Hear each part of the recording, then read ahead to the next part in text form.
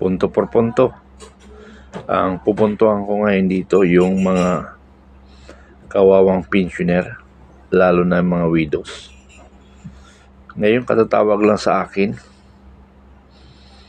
mga 10 daw sila sa transient barracks para daw mag-submit ng requirements dahil alam nila kasama sila sa dinatawag na munis.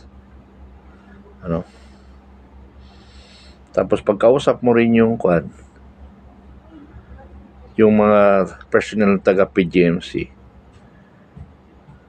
yung mga sagot nila matagal na yan para bang kumbaga di kahon na yung mga sagot nila, computerized, hindi na nagbabago yung mga sagot nila. Ang pinagtatakaan ko dito, alam ko naman na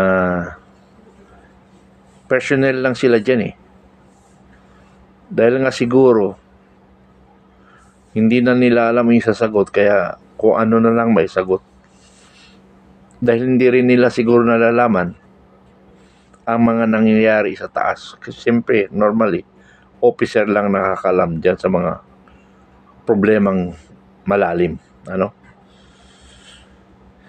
pero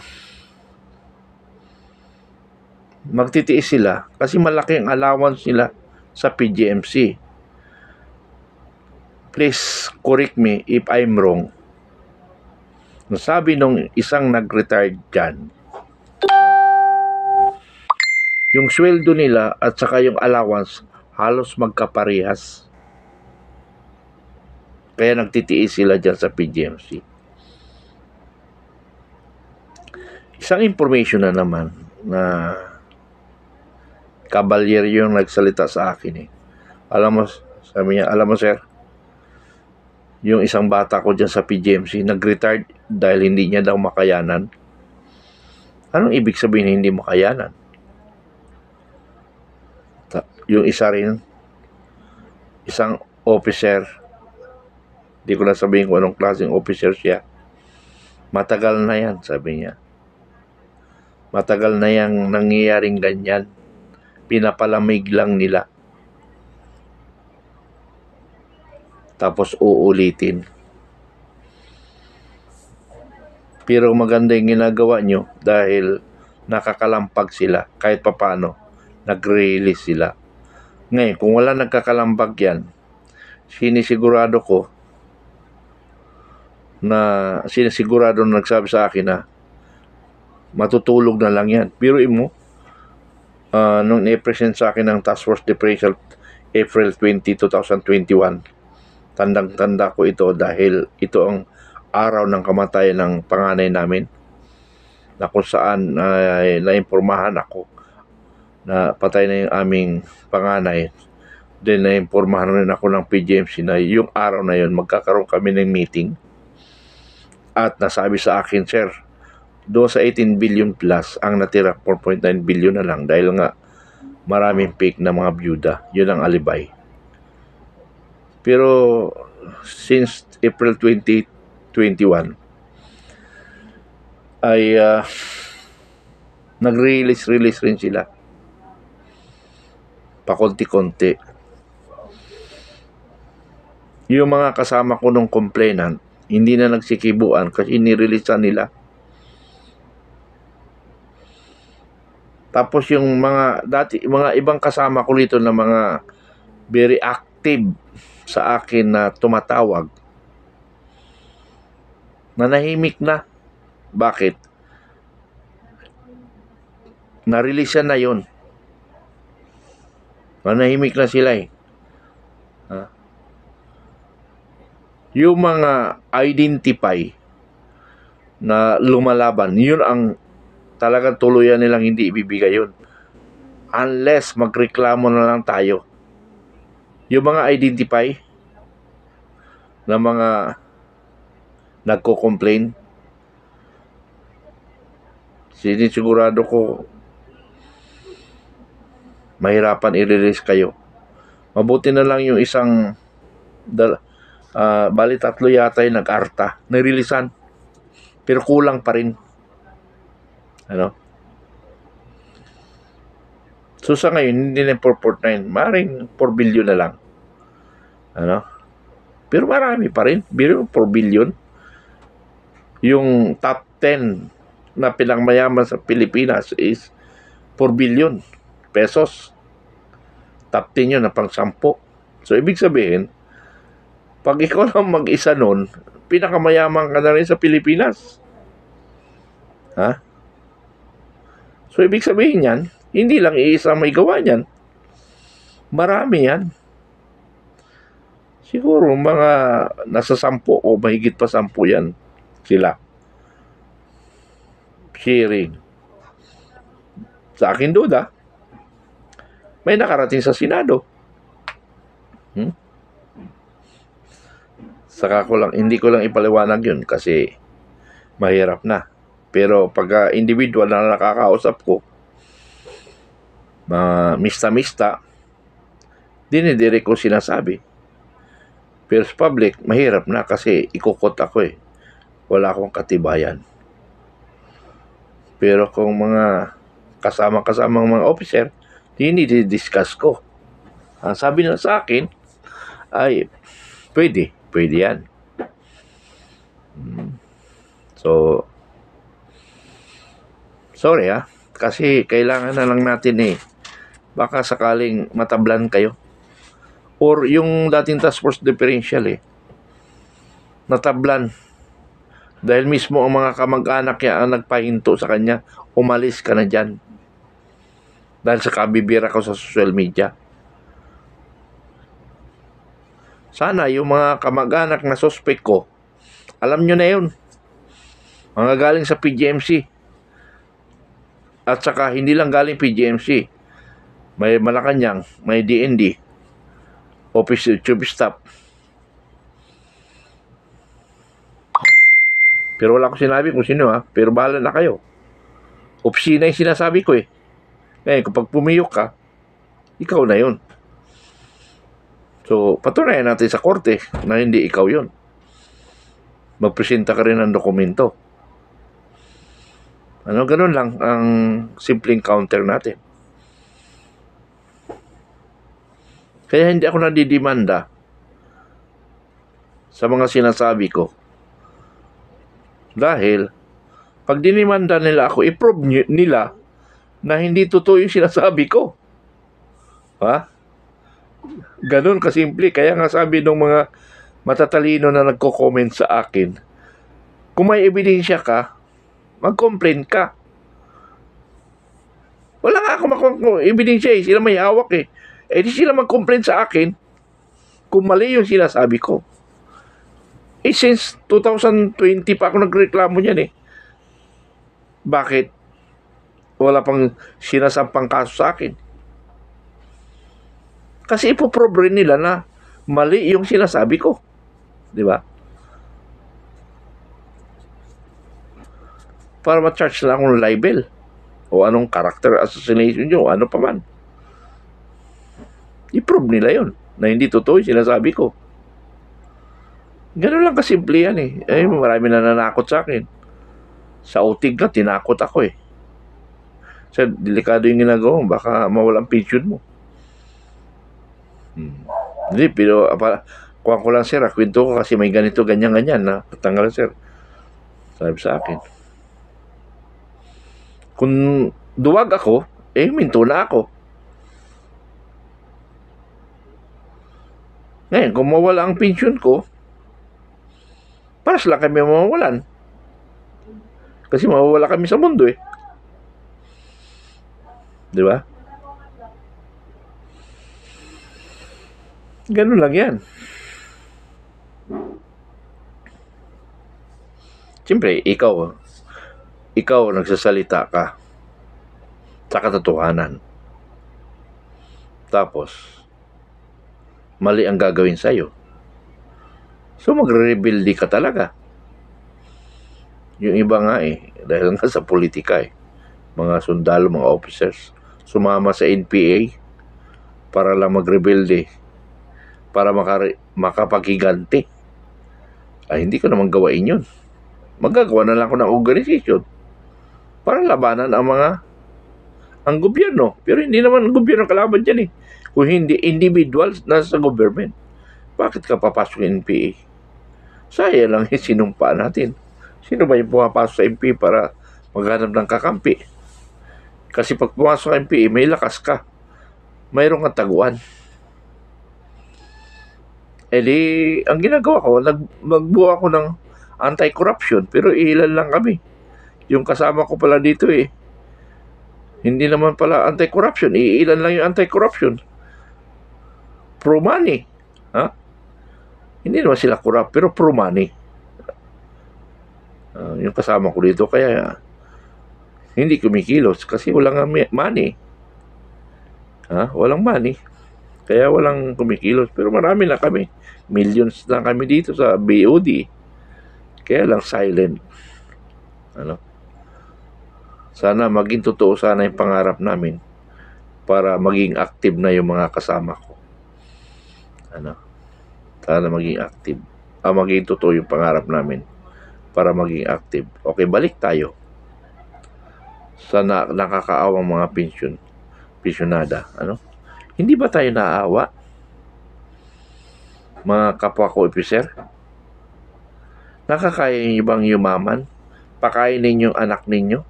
Ang pamilya nyo ng kayamanan na galing sa nakaw? Nakakaya ba natin yun?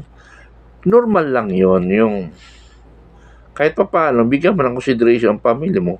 Okay lang yun. Pero yung pagpapayaman, kadimunyuan na yun. Ha? Kadimunyuan na yun. Masaya ka? Ang pamilya mo? Mag-asta, kala mo, maraming pera. Hoy, pares lang tayong officer. Pares lang ang kita natin. Pares lang ang sweldo natin. Pero bakit ang layo inyo sa amin? Yun yung tingala.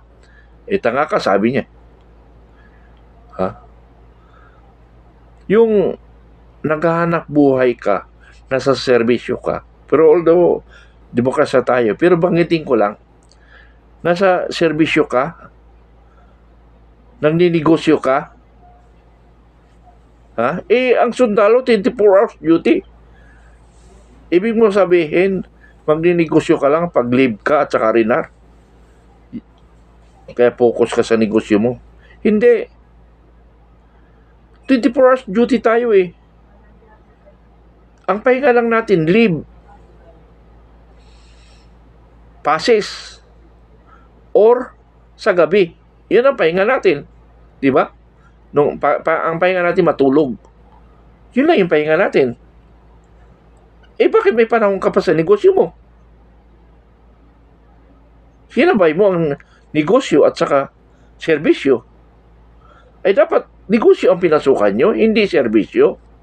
I'm sorry for that word, mga kabaro ko. Ano? Gusto ko lang ikwento yan. Nagsiservisyo ka, nagninegosyo ka. Dapat sana ang pinasukan mo negosyo, hindi serbisyo. Na kung ang asawa mo, okay lang yan. Wala na akong question doon kung asawa mo. Pero yung influence mo, nandyan pa rin. Nalala ko ka pala, si Trillanes, ano? Kaya nag-rebelde yun. Dahil ang kanyang parents, kasama yan sa mga contract sa mga uniform ng AFP. Bidding. Hindi lagi nanalo sa bidding. Kaya nag-rebelde si Trillanes, kinalaban niya ang gobyerno, ang AFP. Yun ang dahilan. Ha? Lalala ko nga pala. I'm sorry, Senador. Lieutenant Senior Grade Trillanes. May dahilan yung pag-rebelde mo, hindi sa corruption lang. Kung hindi, personal pa rin. Nako, Diyos ko. Naalala ko tuloy. Personal yung pag-rebelde mo. Okay, so much for that. Balik tayo ulit sa issue. Nananawagan ako sa mga senior officers. Namahawa tayo. Kalampagin natin ang pinanggalingan natin. Alamin, tulungan natin. I-release man lang. Bakit hindi natin nagagawa yun? Nakikialam nga tayo sa politika eh. Pero itong problema ng kasama natin, mga tauhan natin, asawa ng tauhan natin, hindi natin inaasikaso. Mahirap ko naman sabihin ko sa mga active ngayon. Nako, tingnan nyo yung mga officers na habang buhay kayong ipagtatanggol o habang nagsiservisyo lang siya kaya kayo pinagtatanggol. Dapat habang buhay, nabuhay tayo eh. Tulungan tayo o tulungan kayo. Kaya tingnan nyo yung mga officers na mga ganon. Sorry mga kabaro. Kaya ko nasasabi ito, dahil ang dami ko ng panawagan, walang gustong tumulong. Kukontrahin pa ako. Kukontrahin pa ako. Ay, Diyos ko, anong klase may puso kayo?